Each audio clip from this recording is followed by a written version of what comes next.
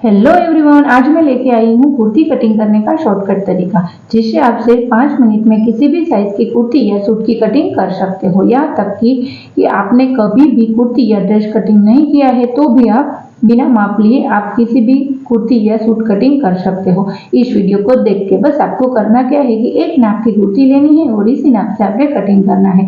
एक फैब्रिक लिया है मैंने, इस तरह से इसे डबल फोल्ड में बिछाया है। देखो इस तरह से टोटल 4 लेयर में है और इसके बैक और फ्रंट दोनों पार्ट इसमें से कटिंग हो जाएगा। अच्छे से बिछाने के बाद इसकी घड़ी वाला पार्ट है, इसको हमें अपनी तरफ रखना है। देखो इस तरह से, और इसके ऊपर हमें डबल फोल्ड करके नापनी कुर्ती लगा देनी है। देखो इस तरह से, देखिए सीधी साइड है, यहाँ से ही हमें फोल्ड किया है कुर्ती को। ध्यान से समझिएगा इस बात को।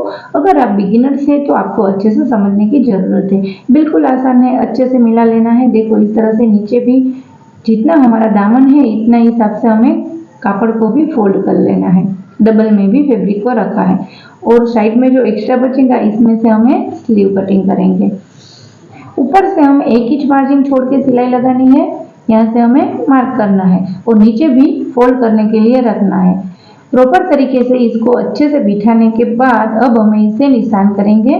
देखो नीचे हमें फोल्ड करने का इतना हमें 1 इंच इतना रखना है और फिर निशान लगाना है। फिर हमें ऊपर 1 इंच रखना है और पहले अभी हम नेक का निशान करेंगे। देखो इस तरह से नेक के बराबर हम निशान कर लेंगे।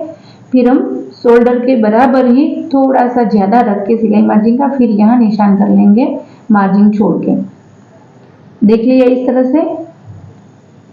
फिर हमें आर्म होल कटिंग करने के लिए यहाँ निशान करना है। देखो इस तरह से कुर्ती के बराबर ही, फिर पहले निशान करने, फिर 1.5 इंच फिटिंग रख के निशान लगाना है। देखो इस तरह से 1.5 इंच का फिटिंग का निशान लगाना है। नीचे तरफ दामन फोल्ड करने के लिए भी हमें देखो इस तरह से रख लिया है और यहाँ निशान कर लेंगे।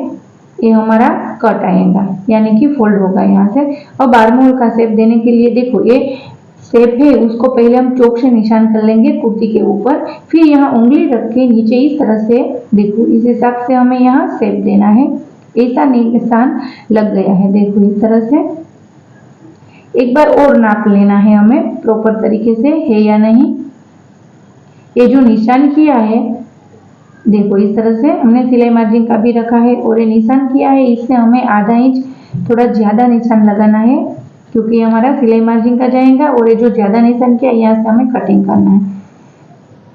फिर हमें कुर्ती को ले लेना है और फिर आप अपने हिसाब से कोई भी डिजाइनर नेक बना सकते हो अगर आपको जो भी अच्छा लगे हो।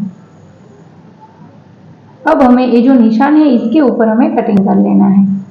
कटिंग हो चुका है, हिप की जगह हमें थोड़ा कट लगा देना है ताकि हमें आइडिया है कि यहाँ से हमें कट फोल्ड करना है। अब हमें स्लीव कटिंग करनी है। बहुत ही इजी है, वीडियो पूरा देखना ताकि आपको समझ में आए।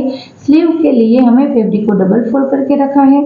देखो ऐसा फोल्ड करने के बाद एक स्लीव को लेना है और ऐसे रखना है इसके ऊपर।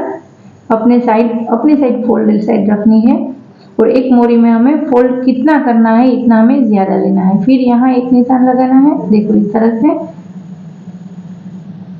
देखो अब हम स्लीव को इस तरह से हटाएंगे और एक शेप का निशान देंगे। यहाँ उंगली रख के जो शेप है सेम ऐसा ही निशान दे देना है।